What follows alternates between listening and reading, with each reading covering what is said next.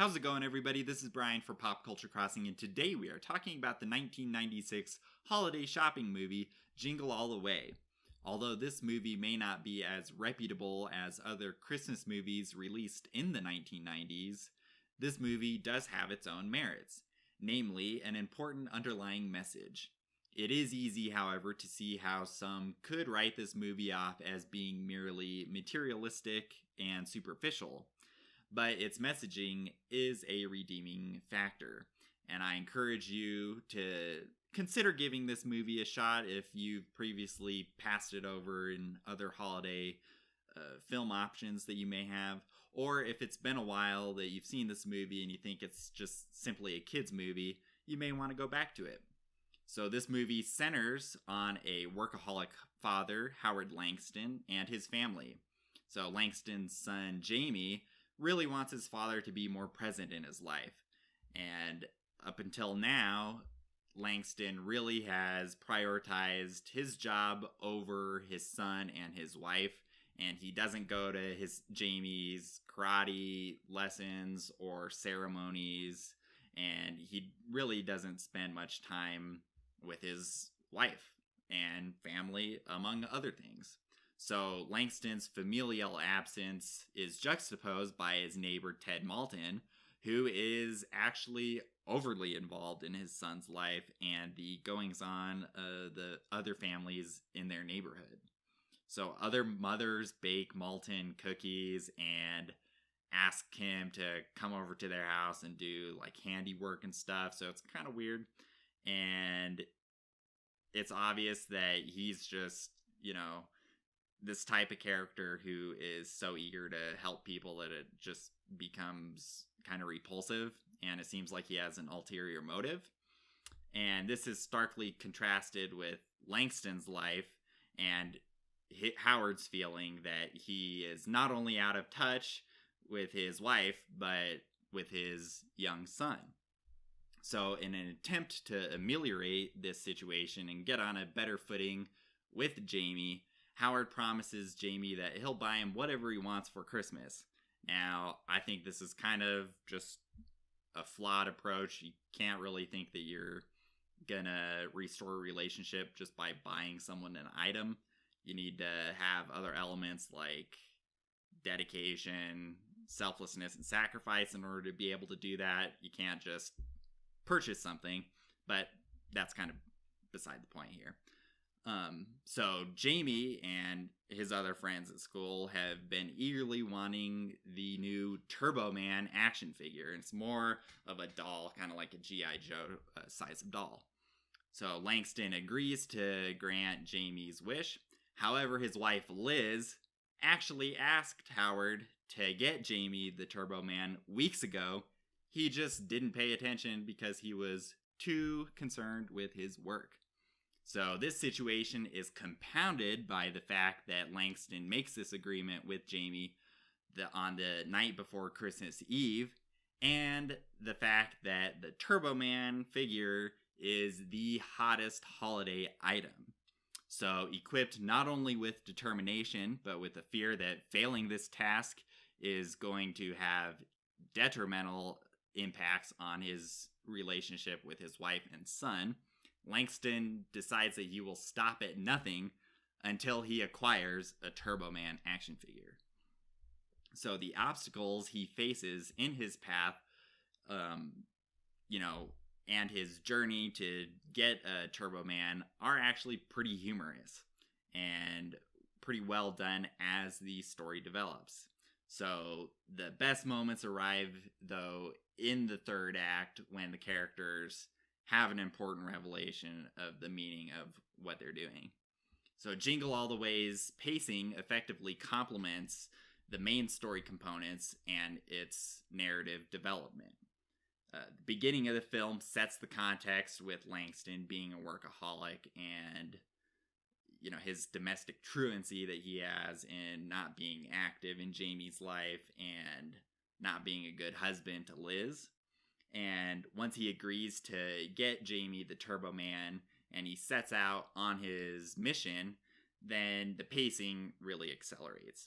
So the context of chaotic shopping is expertly used and communicated, and it comes at no surprise that this element is probably the sole thing for which Jingle All the Way is known. When you think of Jingle All the Way, you think of crazy holiday shopping insanity.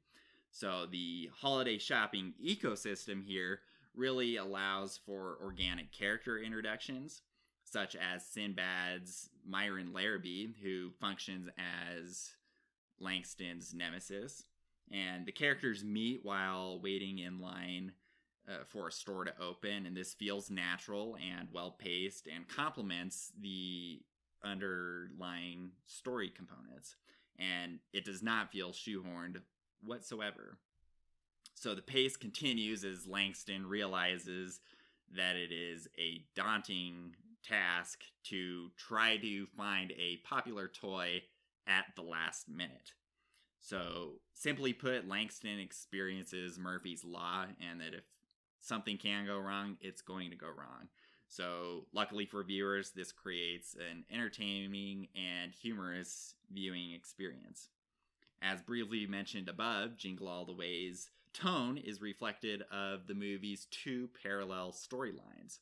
So on the one hand, it's about determination to not let your family down, especially when your previous actions reflect otherwise, a la Langston's workaholism and his prioritization of his work over his family. And on the other hand, the other story parallel is that it shows the competition and threat that Langston feels toward Malton. So not only is Langston stressed that Malton seems like a better father, that he doesn't want Malton moving in and trying to fill this household void with Liz and Jamie. So these simultaneous storylines and tonal elements provide both children and adults with points of reference. And when a kid's film really has points of references and touchstones that they can offer to both children and adults, then that's typically a sign of a good children's film. But I should reiterate that the most important message is not revealed until the film's conclusion. So up until this point, despite some of the aforementioned narrative components, it is easy to see how people can and would diminish this film as being focused on materialism and superficial pursuits. So the performances throughout the movie are enjoyable to watch, and it's fun to see the actors display their talents in their roles. Arnold Schwarzenegger's Howard Langston in Jingle All the Way is a character that is at once repulsive and a subject of empathy. So just the way in which he really eschews his son and his wife is kind of like, wow, that's stark, and that's, okay, you're doing that. But you do empathize with him in the fact that he really will stop at nothing to try to make his son happy and to turn things around with his relationship and with his family at home. So this is a good quality of Langston's character and a highlight for the film in general, and Schwarzenegger does a great job at communicating that. So Sinbad's Myron Larrabee fills the antagonist role. However, there are times when Larrabee and Langston seem like they are amiable, and Larrabee is clearly cut from a different cloth than Langston, and Sinbad does a solid job at communicating these differences while having his own motivations for why he's out shopping and trying to get a Turbo Man. And it's refreshing to see that Larrabee and Langston aren't just complete opposites of each other, but they do have their own unique histories and backgrounds that are motivating them. And this is evidence of intentional, not lazy, writing. So Rita Wilson and Jake Lloyd's portrayal of Liz and Jamie Langston are well done. The way in which they show their emotional pain and sadness regarding Howard's treatment of them, and just that for a while there, it's obvious that he just really didn't care. That is palpable, and they do a great job at communicating that. Conversely, Phil Hartman's Ted Malton is creepy and a contendable character, but is well acted to Hartman's credit. Now, seeing his actions and the responses that they garner from Langston, are just really grating, and it adds to Malton's despicable character traits. But like I said, Hartman does a good job in the acting and portraying such character. The film's cinematography is pretty good. Victor J. Kemper's use of high and low angle shots capture the frantic nature of the holiday shopping rush. And additionally, his use of the dolly zoom technique is also well executed.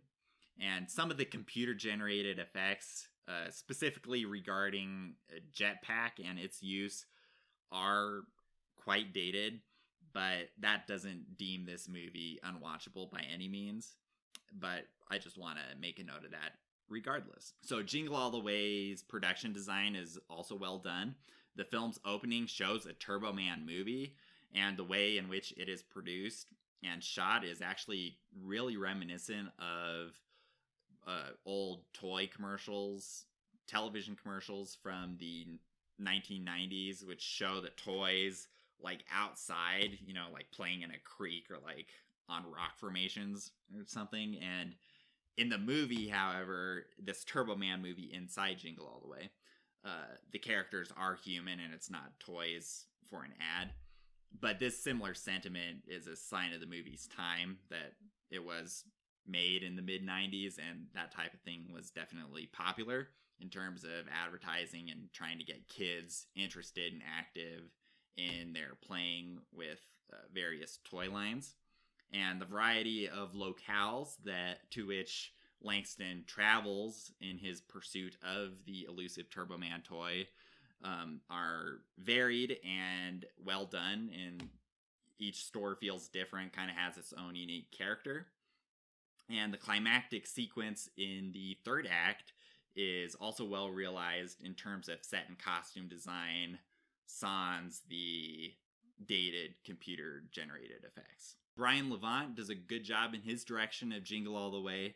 He does a reputable job in reflecting the story's hectic holiday shopping atmosphere, and in this regard, this Jingle All the Way really is without contest. And Levant also effectively conveys each character's perspective and kind of their emotional inner workings, and like I said, their motivations, especially with Langston and Larrabee, but also with the supporting cast and characters of Liz, Jamie, and Ted Malton. And lastly, as mentioned above, Levant shows that the film should not be written off as merely a crazy kids movie about materialism and just getting toys for your kids, and like a shallow viewing experience there. But rather, Jingle All the Way has important lessons that can be identified and incorporated into the lives of children and adults alike. So overall, Jingle All the Way is a good movie. Despite the stereotypes that I've mentioned here being a superficial film, it really actually does have positive elements that, in terms of the final messages that I think kind of redeem this bad name that it has been given by some. The acting and writing are also notable, and it yields the silver screen its best depiction of the holiday shopping rush and just the chaos it is to try to get toys at Christmas, or whatever item it is at the holiday time. So this movie is not a must-see in terms of Christmas films, in my opinion, but that doesn't mean that it should be wholly rejected. Like I said at the beginning of the review, if you have previously skipped over this when you're looking for Christmas movies, you may want to watch it and give it a shot and see how it goes. Like I said, it has plenty to offer both kids and adults. And if it's been a while since you've seen this movie, you may want to revisit it, and it may kind of change your mind from how you viewed it as a kid, if you're older now. So let me know your thoughts below or on the social channels, what you thought about this movie. Have you seen it, or were you kind of turned off to this movie, or did some of the things I talked about in this review change your mind and you're interested in checking this out? I'm curious to hear your opinion about Jingle All the Way, and let me know there. How does Jingle All the Way rank in your overall top 5 Christmas movies? Comment below or hit me up on our social media channels. Don't miss my written review at popculturecrossing.com. And as always, I appreciate it if you would watch, like, and subscribe, and most importantly, share this video with your own following. Thanks for watching. I'll see you next time. Bye.